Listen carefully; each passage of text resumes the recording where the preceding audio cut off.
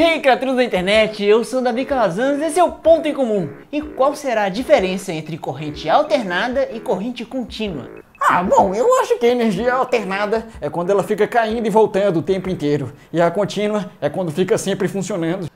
Bom, Miguel, na verdade não é bem assim. E essa diferença entre essas duas esconde uma história que talvez alguns de vocês se lembrem.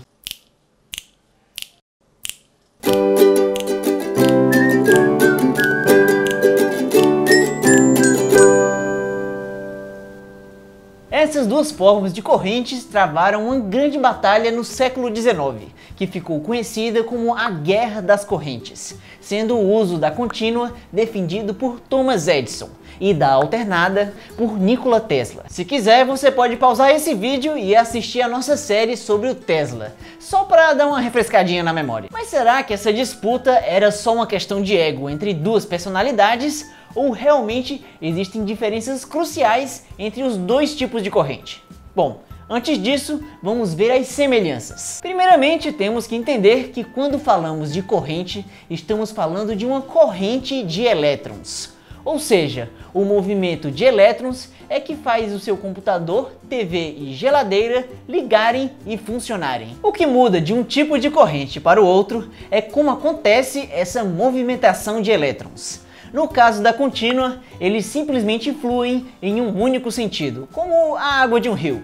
Já a alternada, eles avançam um pouco e depois voltam um pouquinho, como um rio defeituoso. Se você tiver uma lâmpada conectada a um circuito com corrente contínua, significa que ela vai ficar constantemente acesa, pois haverá uma taxa constante de elétrons passando por esse aparelho. E esse seria como ficaria o gráfico da voltagem, uma simples linha reta. Porém, se ao invés disso, nós usássemos corrente alternada, o fluxo ficaria mudando de orientação o tempo inteiro. E no momento de toda troca de sentido, a lâmpada iria ficar um instante sem elétrons em movimento, o que faria ela apagar nessa situação. Esse movimento de vai e vem faz com que o gráfico da voltagem fique assim, um padrão de ondas, em que um ciclo representa uma ida e uma volta, passando por um ápice positivo e outro negativo, sendo os momentos de passagem pela voltagem zero correspondentes à lâmpada ficar apagada. Porém, na prática, essa troca de sentido é tão rápida que nós simplesmente não conseguimos perceber essa inconstância na luz.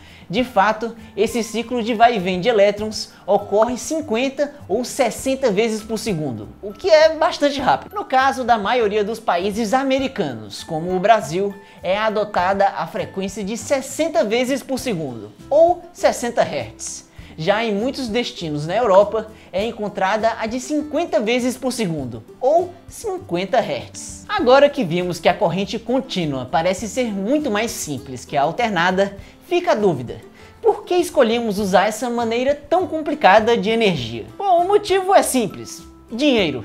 E para entender bem isso, chegou a hora deles, os Hugobertos. Para se distribuir energia, é necessário transmiti-la por longos cabos que percorrem enormes distâncias. E quanto maiores eles são, maior será a perda de energia no meio do caminho. Segundo a fórmula de perda de energia, essa perda é igual a corrente ao quadrado vezes a resistência do cabo.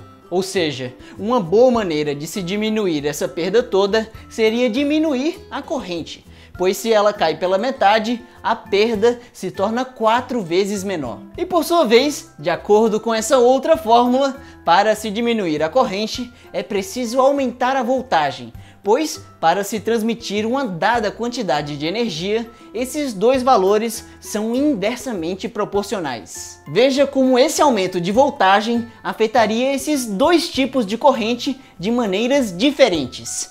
E é aí que está o motivo de usarmos a versão alternada. Ela é muito mais simples e barata de se mudar de voltagem. Dessa maneira, produzimos energia com baixa voltagem, para depois usarmos transformadores para aumentar a voltagem. A energia de alta voltagem percorre grandes distâncias até chegar em cidades, onde outros transformadores convertem-a para uma de baixa voltagem, ideal para o uso na sua casa. Valeu, Gobertos! Voltando para a Guerra das Correntes, Thomas Edison, defensor da contínua, sabia que a sua energia não era financeiramente viável para ser distribuída em longas distâncias. Então, o seu plano era ter uma estação de energia a cada poucos quilômetros. Já Nikola Tesla acreditava que seria bem melhor ter uma grande estação eficiente que abastecesse enormes regiões populacionais. Bom, você já sabe quem venceu essa batalha. E hoje temos complexas redes de fiação que atravessam vários quilômetros, capazes de suprir uma demanda de um país inteiro, que são principalmente abastecidas por gigantescas fontes energéticas. Podemos hoje retirar quantidades descomunais de energia de um único lugar, como a usina hidrelétrica de Itaipu, e distribuí-la para populações que vivem em lugares bem distantes. Quando apertamos o interruptor das nossas casas, a luz liga. É algo tão simples, certo e banal que geralmente nem nos damos conta de quão complexo e extenso é essa rede que nos traz energia de tão longe. Porém, isso não quer dizer que vai ser assim para sempre. Afinal, estamos vendo cada vez mais e mais tecnologias que nos permitem viver fora dessa rede, como painéis solares cada vez mais acessíveis e o Powerwall da Tesla, uma bateria feita para ficar na parede da sua casa, capaz de armazenar grandes quantidades de energia. Assim, você não fica à mercê da instabilidade do clima para manter a luz sempre ligada. Ou quem sabe, poderão existir formas de geração de eletricidade ainda menos convencionais, como está acontecendo na cidade de Washington, a capital dos Estados Unidos, que está fazendo testes com um tipo especial de calçada, que gera energia com os passos das pessoas que caminham sobre ela. Quem sabe no futuro não vejamos mais geração energética na sua própria residência, ou em algum lugar por perto. Quem sabe haverá mais pessoas vivendo isoladas da rede.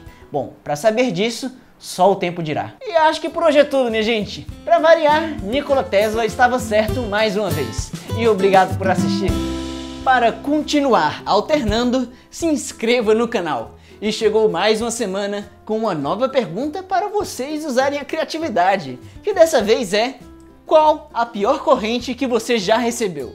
Responda já aqui nos comentários. As melhores aparecerão no próximo episódio. E agora vão as respostas mais criativas do vídeo anterior. E até a próxima semana!